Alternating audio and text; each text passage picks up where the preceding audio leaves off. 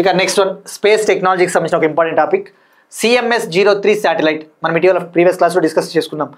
November 2న ISRO CMS-03 military communication శాటిలైట్ని launch చేయబోతోందని చెప్పేసి నిన్న November 2న ఇస్రో సతీష్ ధావన్ స్పేస్ సెంటర్ శ్రీహరికోటలోని సతీష్ ధావన్ స్పేస్ సెంటర్ నుంచి ఈ CMS-03 శాటిలైట్ని లాంచ్ చేయడం జరిగింది. సో ఎప్పుడైనా ఒక శాటిలైట్ వార్తల్లో ఉన్నప్పుడు మనం ఫోకస్ చేయాల్సింది దీని పేరేంటి, CMS-03 శాటిలైట్. దీని యొక్క పర్పస్ ఏంటి, దీని యొక్క ముఖ్య ఉద్దేశం ఏంటి అంటే to provide the communication services to Indian navy, భారత నావికా దళానికి అవసరమైన సర్వీసెస్ అందించడము. మరి దీన్ని ఎలా లాంచ్ చేశారు అంటే, ఏ రాకెట్ని ఉపయోగించి లాంచ్ చేశారు అంటే launch vehicle mark 3 M5 rocket ద్వారా. It was launched by LVM-3.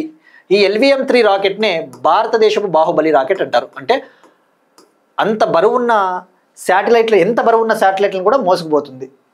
మరి ఇప్పుడు ఈ CMS-03 శాటిలైట్ యొక్క సిగ్నిఫికెన్స్, ప్రాముఖ్యత ఏంటి అంటే ఇది ఇండియాస్ హెవీయెస్ట్ కమ్యూనికేషన్ శాటిలైట్, భారతదేశపు అత్యంత బరువైన సమాచార ఉపగ్రహము. దీని బరువు వచ్చేసి 4400 kg.